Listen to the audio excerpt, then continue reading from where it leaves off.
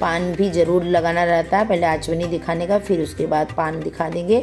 तो यहाँ पे सभी बैठे हुए देवी देवता भोग ग्रहण कर लेते हैं, ऐसा प्रार्थना करके लगा देती हूँ। फिर मैं आचमनी दिखाऊंगी, क्योंकि भोग खिलाने के बाद हाथ धुलाना और पानी पिलाना ज़रूरी रहता है और घंटी भी बजाना ज़रूरी रहता है। अब मैं यहाँ पे धूप दिखा दी और थोड़ा सा दीप दिखा दूँ। अभी खड़ी होकर फिर से मैं बाद में आरती करूँगी।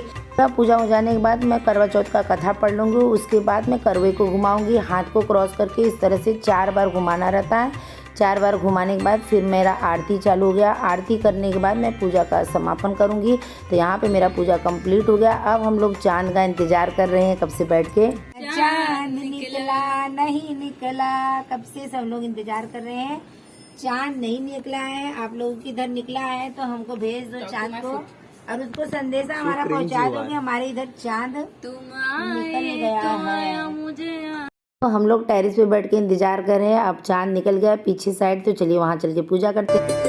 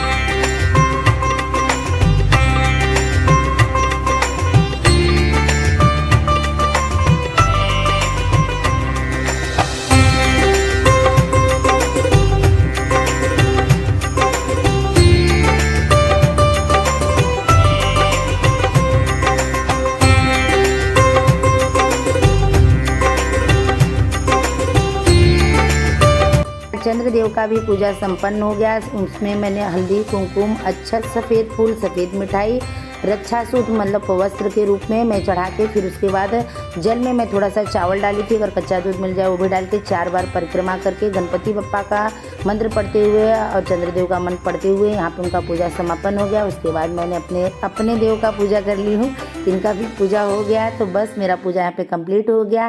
तो अब चलिए मैं नीचे आ गई हूँ और वीडियो को यहीं पे एंड कर रही हूँ नए स्टाइल में। अगर थोड़ा भी वीडियो आप सबको पसंद आया होगा तो चैनल को लाइक सब्सक्राइब बेल आइकन दबाना ना भूलना। जय माता की।